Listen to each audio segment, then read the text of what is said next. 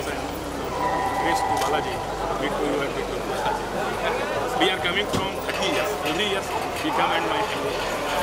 Actually, I am from I am Vaishnav. She's from Karudachar. Tirumala అతి పవిత్రమైన పుణ్యక్షేత్రం. హిందువులు నిత్యం ఆరాధించి స్వామివారి కరుణా కటాక్షాల కోసం ప్రపంచవ్యాప్తంగా ఉన్నటువంటి హిందూ సమాజం అంతా కూడా ఆరాధిస్తుంది. అటువంటి పుణ్యక్షేత్రంలో ఇవాళ ఆ దేవదేవుని దర్శించి జరగబోయేటువంటి బ్రహ్మోత్సవాలని దిగ్విజయంగా జరపాలని, జరిగేటట్టు ఆయన ఆశీర్వదించాలని, అలాగే ప్రభుత్వం నుంచి రాష్ట్ర ముఖ్యమంత్రిగా శ్రీ నారా చంద్రబాబు నాయుడు గారు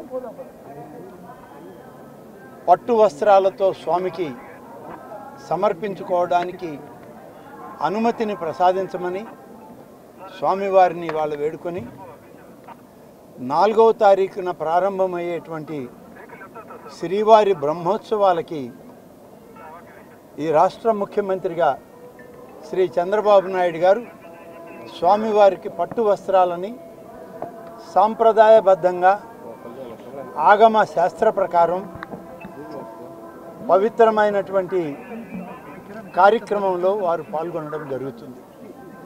4వ తారీఖు నుంచి 12వ తారీఖు వరకు జరిగేటువంటి ఈ బ్రహ్మోత్సవాల్లో లక్షలాదిగా వచ్చేటువంటి భక్తులకి అన్ని సౌకర్యాలతో పాటు దేవదేవుని యొక్క దర్శన భాగ్యం, ఆయన ఆశీస్సులు అందరికీ కలిగే విధంగా ఆంధ్రప్రదేశ్ రాష్ట్రంలో ఉన్నటువంటి ప్రతి ఒక్కరికి సుఖ సంతోషాలని, సౌఖ్యాన్ని ప్రతి కుటుంబంలో ఉండే విధంగా దీవించమని వారిని ప్రార్థించుకొని ఇవాళ ఈ యొక్క బ్రహ్మోత్సవాల కార్యక్రమాన్ని ప్రత్యక్షంగా అధికారులతోటి సమీక్షించి జరుగుతున్నటువంటి ఏర్పాట్లని మరింతగా ఏమైనా చేయవలసినవి ఉన్నాయా అని చెప్పి ఈ రాష్ట్ర దేవాదాయ శాఖ మంత్రిగా పరిశీలనకు రావడం, స్వామివారి దర్శనం, అధికారులతో సమీక్ష పూర్తయింది.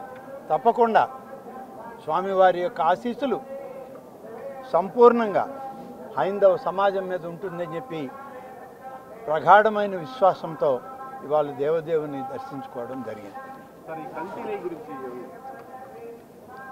అది పూర్తయింది.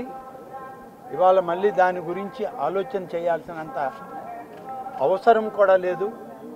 తప్పిదం ఎక్కడ జరిగినా తప్పిదమే.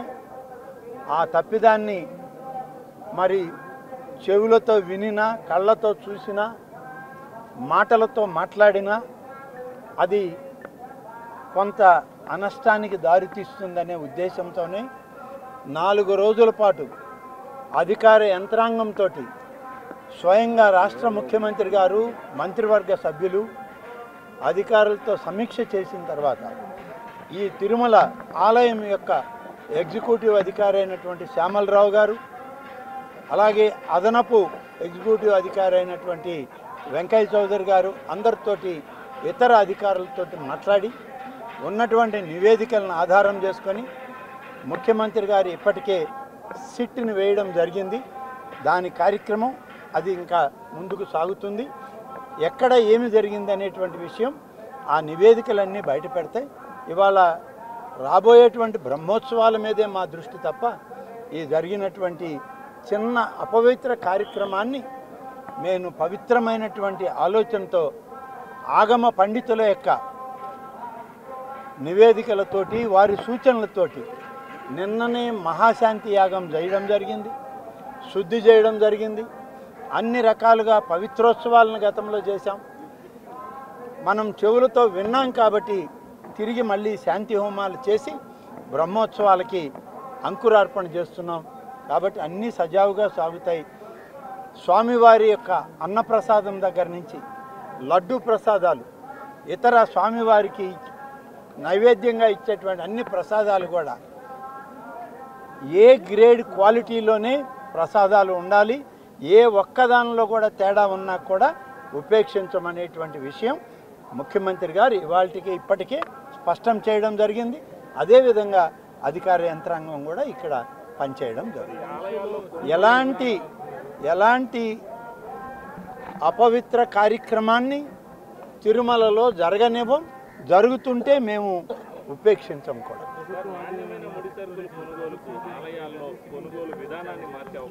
ఈ వివరాలన్నీ దీనికి సంబంధించినవి మళ్ళీ ఇంకొక సందర్భంలో ఇంకొక దగ్గర మాట్లాడతాం. కానీ ఇంక మించి వేరే విషయాలు తిరుమల క్షేత్రంలో స్వామివారి ముందు మనం మాట్లాడడం అంత సమంజసం కాదు. మనకి రాష్ట్రంలో అధికారిక లాంఛనాలతో ఇప్పటికీ 6 ఆలయాల్లో రాష్ట్ర పండుగలుగా గుర్తించడం జరిగింది గతంలో అనేక దశాబ్దాలుగా. మరొక 2ని కొత్తగా మన ముఖ్యమంత్రి చంద్రబాబు నాయుడు గారు వచ్చాక మరొక 2 కార్యక్రమాలని వారు దానికి రాష్ట్ర పండుగల కింద నిర్ధారించడం జరిగింది. కొత్తగా వచ్చినవి ఒకటి వెంకటగిరి శ్రీ శ్రీ శ్రీ పోలేరమ్మ వారి యొక్క జాతర, రెండవది శ్రీ శ్రీ శ్రీ కన్యకా పరమేశ్వరి అమ్మవారి యొక్క కార్యక్రమం. ఇవి 2 కూడా రాష్ట్ర పండుగల కింద నిర్ధారించడం జరిగింది. శ్రీవారి భక్తులు టీటీడీ స్వయంగా ఒక డైరీ ఓపెన్ చేసుకోవచ్చని కూడా డిమాండ్ చేస్తారు. ఇవన్నీ కూడా రాబోయేటువంటి రోజుల్లో ముఖ్యమంత్రి గారు ఇక్కడికి రాబోతున్నారు.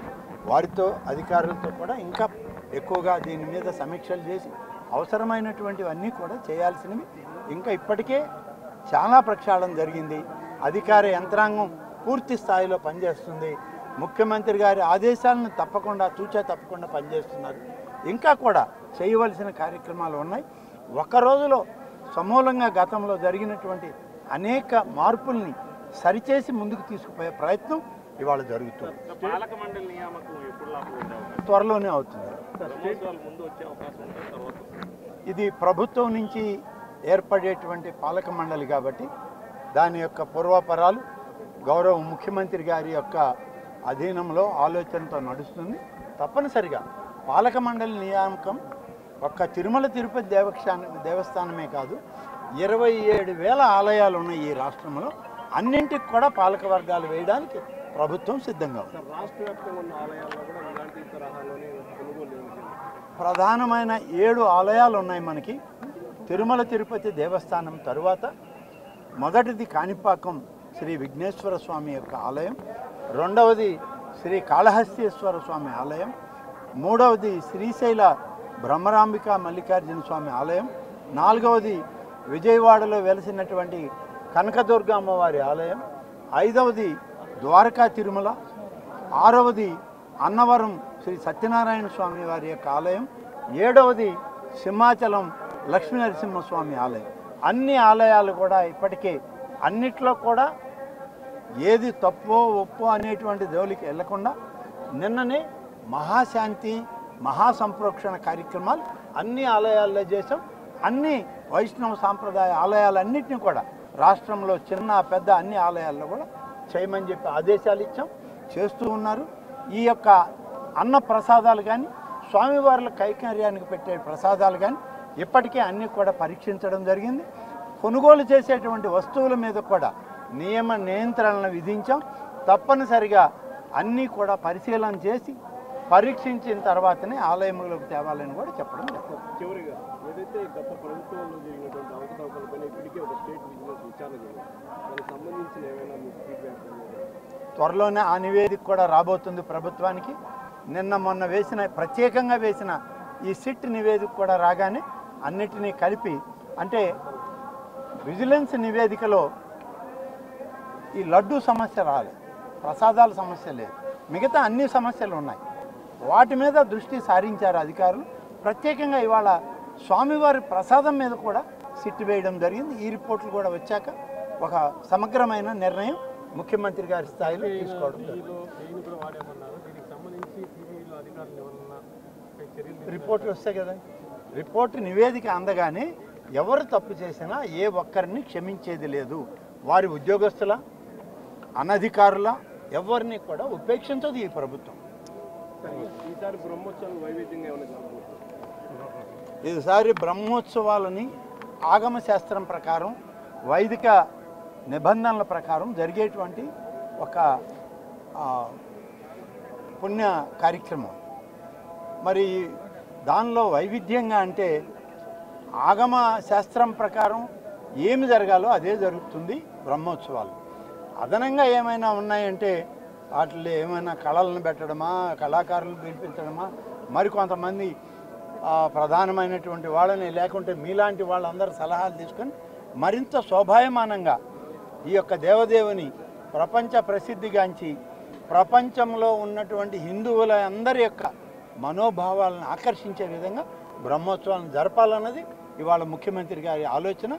ఆ విధంగా ఆయన ఆదేశాలు ఉన్నాయి. వాటిని తూచా తప్పకుండా పాటించడం జరుగుతుంది. నా దగ్గర నుంచి కింది అధికారి వరకు.